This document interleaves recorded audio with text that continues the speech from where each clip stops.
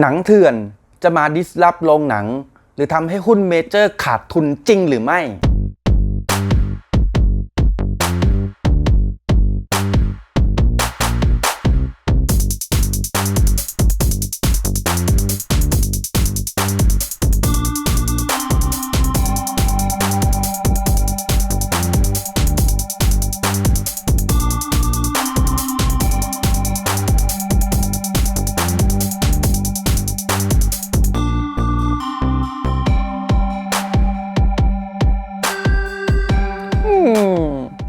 ตอนนี้เพื่อนๆก็คงจะเห็นนะครับว่าผมเริ่มออกมาพูดเรื่องหุ้นหรือเรื่องธุรกิจอะไรบ่อยขึ้นนะฮะที่เป็นอย่างนั้นนะฮะเพราะว่าความจริงเนี่ยผมเป็นอัจฉริยะเรื่องการลงทุนครับ คือถ้าผมไม่พูดเท้าความให้เพื่อนๆฟังเนี่ยก็คงจะมีเพื่อนๆหลายคนนะครับที่แบบแอบคิดว่าแบบเฮ้ยแม่งโม้แน่เลยอัจฉริยะอะไรวันๆไม่เห็นว่าแบบจะแบบมีอะไรผลงานอะไรมาโชว์เลยนะครับเอางี้กันรุ่นผมไม่ต้องโชว์ผลงานแล้วผมพูดแค่นี้พอคุณก็รู้เลยว่าผมเป็นอัจฉริยะแน่นอนนะครับผมเล่นหุ้นตั้งแต่อายุ5 ขวบแล้วคือแบบบางคนแบบต้อง20ก่อนอะไรก่อนใช่ไหมฮะหรือว่าเพิ่งเล่นตอนแบบอายุ30-40อะไรเงี้ยแต่ผมเล่นตั้งแต่5 ขวบครับโดยในตอนนั้นนะฮะหุ้นที่ผมเลือกเล่นเนี่ยก็คือหุ้นยนต์ประกอบหลังก็ก่อนที่จะไปเข้าเนื้อหาคลิปนี้นะครับผมก็ต้องขอบอกก่อนนะครับว่าผมไม่มีเจตนาที่จะเชียร์หุ้นเมเจอร์แต่ที่เรามาคุยเรื่องนี้กันเนี่ยก็เพื่อที่เราจะหาคำตอบว่าเฮ้ยโรงหนังหรือว่าหุ้นเมเจอร์เนี่ยมันจะสามารถไปต่อได้ไหมในยุคที่มีหนังเถื่อนเกลื่อนเว็บแบบนี้นะฮะซึ่งถ้าเกิดเราไม่เอาเรื่องนี้มาคุยกันน่ะเราก็จะไม่สามารถหาคำตอบได้จริงไหมนอกจากนี้นะผมก็ขอจะพูดถึงสถานการณ์ของโรงหนังในโดยรวมนะแต่ไม่ได้รวมถึงช่วงโควิดแบบนี้นะฮะเพราะว่าช่วงโควิดแบบเนี้ยมันไม่ได้มาดิสรับแค่โรงหนังหรอกมันดิสรับธุรกิจอย่างอื่นด้วยนะแล้วอย่างที่เรารู้ว่าโควิดเนี่ยมันไม่อยู่ตลอดหรอกนะครับเดี๋ยวพอมีวัคซีนมาหรือว่ามีวิธีป้องกันรักษาที่ดีขึ้นเนี่ยโรคระบาดเนี่ยมันก็จะเริ่มน้อยลงและกลับสู่ปกติเองเหมือนที่โลกเราเนี่ยเคยผ่านเรื่องโรคระบาดมาหลายต่อหลายครั้งแล้วนะฮะถึงแม้ว่าในบางครั้งเนี่ยจะยากลำบากแค่ไหนก็ตามนะครับในยุคนี้นะครับเป็นยุคที่เทคโนโลยีก้าวไปไกลนะฮะแต่ในขณะเดียวกันเราก็ต้องมาพูดความจริงว่าเทคโนโลยีเนี่ยมันก็มีทั้งด้านสว่างและด้านมืดนะเรียกว่าเหมือน Star Wars ครับมีด้านสว่างด้านมืดซึ่งด้านมืดของวงการภาพยนตร์เนี่ยก็คือหนังเถื่อนนั่นเองนะฮะซึ่งในปัจจุบันเนี่ยเทคโนโลยีเนี่ยทำให้หนังเถื่อนเนี่ยมีความชัดเนี่ยเรียกว่าระดับ Full HD เลยนะฮะนอกจากนี้นะหนังบางเรื่องเนี่ยเรียกว่าออกมาเร็วมากคือ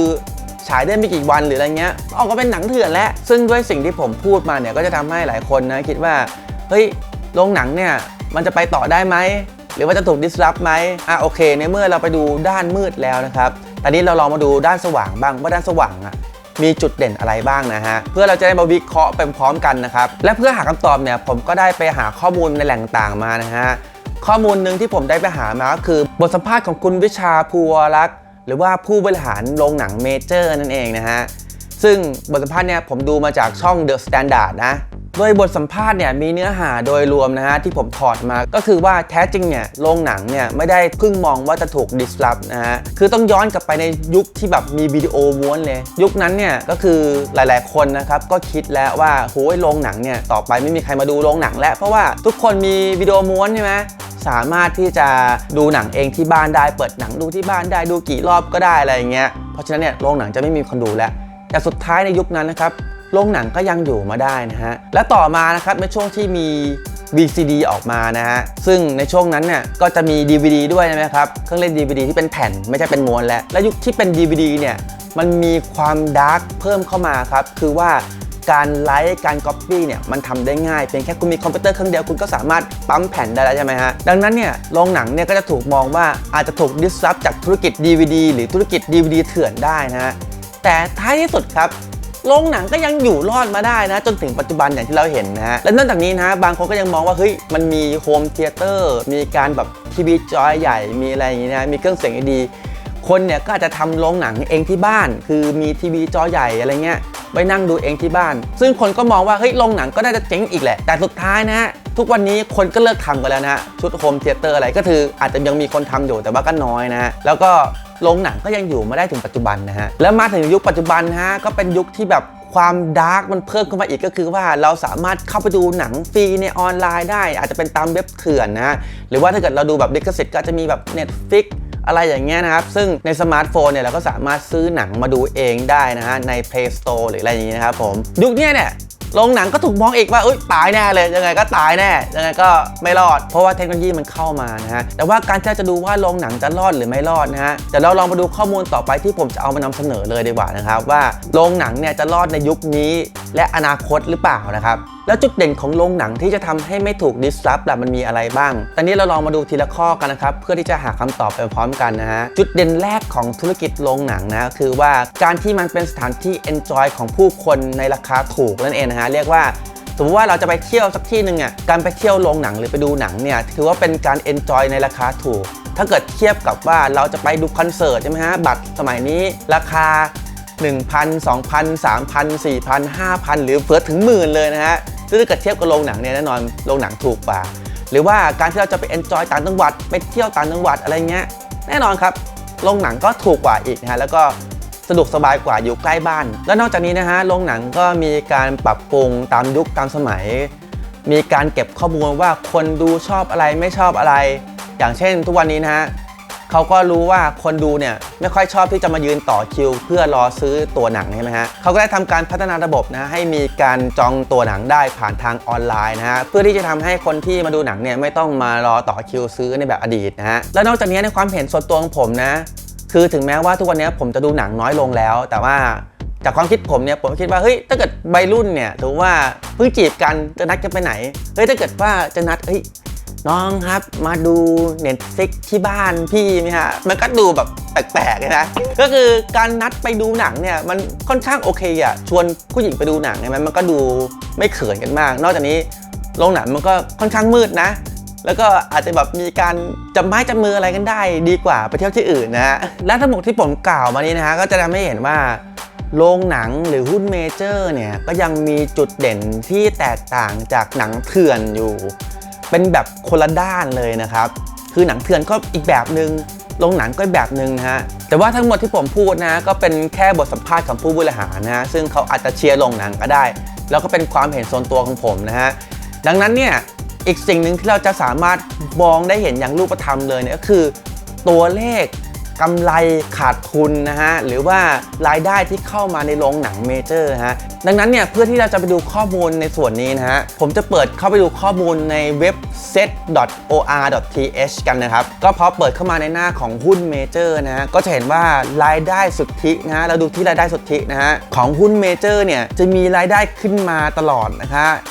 จากปี 59 นะฮะ 60 61 นะฮะเรียกว่าเป็นรายได้ที่แบบเพิ่มขึ้นแบบไม่สวิงอ่ะเพิ่มขึ้นแบบเป็นขั้นตอนเพิ่มขึ้นแบบค่อยๆขึ้นนะฮะไม่ใช่บางบริษัทที่แบบปีนี้เพิ่มสูงเลยปีนี้ขาดทุนเลยปีนี้อะไรอย่างเงี้ยแบบสวิงมากๆนะเป็นรายได้ที่ค่อนข้างจะแบบ make sure นะว่าขึ้นตามระดับซึ่งมาในช่วงปี 62 เนี่ยกำไรสุทธิก็มีอาการลดลงนิดหน่อยนะแต่ก็เป็นการลดลงที่แบบอย่างที่บอกว่าไม่ได้สวิงอ่ะคือกำไรสุทธิเนี่ยอยู่ที่ 1,170 ล้านนะครับส่วนในปีก่อนหน้าคือปี 61 เนี่ยอยู่ที่ 1,283 ล้านนะและเราก็จะเห็นนะครับว่าช่วงไตรมาส 1 ของปี 63 เนี่ยกำไรสุทธิคือลดลงมาติดลบเลยคือติดลบ 255 ล้านเพราะว่าตรงนี้ก็อย่างที่บอกนะครับว่าเรื่องของโควิดเนี่ยมันก็ disrupt ในหลายๆธุรกิจนะฮะเอาง่ายๆว่าขนาดว่า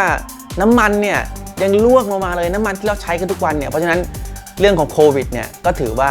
ยกเว้นไปแล้วกันนะครับผมโอเคครับผมแล้วข้อมูลทั้งหมดนะรวมถึงรายได้ที่เราเห็นนะแล้วก็จะเห็นว่าหนังเถื่อนนะไม่ได้ทำให้เมเจอร์นะขาดทุนใช่ไหมก็ยังมีรายได้ที่เพิ่มขึ้นไปตลอดตามสเต็ปนะแต่จะมาลดลงในช่วงโควิดตรงนี้นี่เองนะครับดังนั้นเนี่ยจึงสรุปได้ว่าถ้าเกิดว่าโรงหนังยังสามารถอยู่รอดต่อไปในช่วงโควิดได้นะเลยผ่านช่วงโควิดไปได้เนี่ยผมว่าโรงหนังจะยังไปต่อได้โดยที่ไม่ได้ถูกหนังเถื่อน disrupt แต่อย่างใดนะครับซึ่งก็อย่างที่บอกนะเราแค่หาคำตอบมาเฉยๆนะครับว่าโรงหนังหรือว่าหุ้นเมเจอร์จะไปต่อได้หรือเปล่าแต่ว่าผมไม่ได้มาเชียร์หุ้นเมเจอร์นะฮะเพราะว่าในตลาดหุ้นเนี่ยมันก็แล้วแต่นะครับว่าใครชอบหุ้นแบบไหนหรือว่าเป็นการลงทุนสไตล์ไหนนะฮะซึ่งตรงนี้ก็เป็นการเลือกที่แตกต่างกันออกไปนะครับโอเคครับผมแล้วก็ถ้าเกิดเพื่อนๆชอบให้ผมพูดอะไรแบบนี้นะ